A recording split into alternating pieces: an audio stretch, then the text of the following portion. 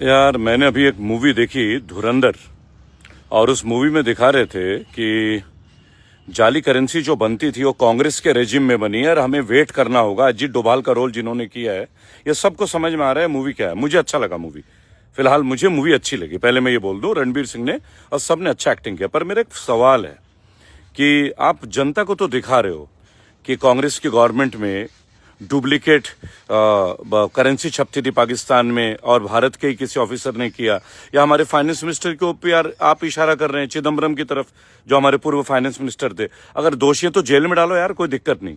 पर मैं क्वेश्चन आपसे पूछना चाहता हूं कि अजय चौटाला, इसको जेल किसने भेजा? प्राइमरी शिक्षक घोटाले में मनमोहन सिंह ने, राइट। लालू प्रसाद यादव, इनको जेल किसने भेजा? मनमोहन सिंह ने। चारा घोटाला, और भी घोटाला है, लैंड फॉर स्कैम घोटाले में भी है ना। तो अजय चौटाला को जेल भेजा मनमोहन सिंह ने, सरकार किसकी थी?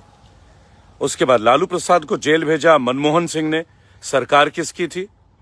उसके बाद अभी ये लाइन लंबी है, कनिमोरी करुणानिधि की बेटी, इनको जेल किसने भेजा?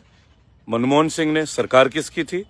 टी राजा, इनको जेल किसने भेजा? राजा जो थे साउथ के, याद है ना, तमिलनाडु के, कांग्रेस की सरकार थी ना शायद तब, राइट।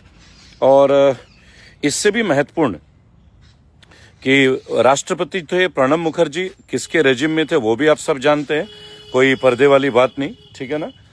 5 फांसियों पे उन्होंने साइन की थी। अच्छे से सुनिएगा जो मैं बोलना चाह रहा हूं, ठीक है। एंड मधु कोड़ा, झारखंड के सीएम, जेल किसने भेजा? मनमोहन सिंह ने। लालू प्रसाद को जेल मनमोहन सिंह ने भेजा। कनिमोरी को जेल मनमोहन सिंह ने भेजा।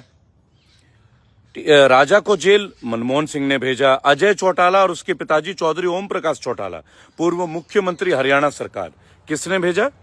मनमोहन सिंह ने। मोदी जी आपने किसको जेल भेजा? विजय माल्या को, वो तो देश से निकल गया। नीरव मोदी को, वो देश से बाहर है। मेहुल चौकसी को, देश से बाहर है। और ललित मोदी, और नाम गिनाऊं क्या कि इंडिया से कितने स्कैमर करके भागे हैं आपके रेजिम में, आप ही के रेजिम में। अरुण जेटली आखिरी बार मिले थे विजय माल्या से, बीजेपी के थे, याद है ना आपको, कानून मंत्री। तो मुझे ये बताइए, मनमोहन सिंह का तो 56 इंच का सीना नहीं था, तो वो लालू को, कनिमोरी को, ये राजा को, मधु कोड़ा को, अजय चौटाला को, ओम प्रकाश चौटाला को कैसे जेल भेज दिया मोदी जी?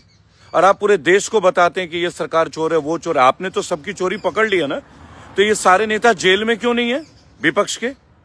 इनके एसेट को फ्रीज क्यों नहीं किया जा रहा है? आपने तो उन्हीं लोगों को नहला धुला के वॉशिंग मशीन में, नमो मशीन में डाल के और बीजेपी में ज्वाइन करा लिया कई लोगों को। गलत तो मैं नहीं बोल रहा हूं ना। असम के मुख्यमंत्री, आरोप तो उनपे भी थे।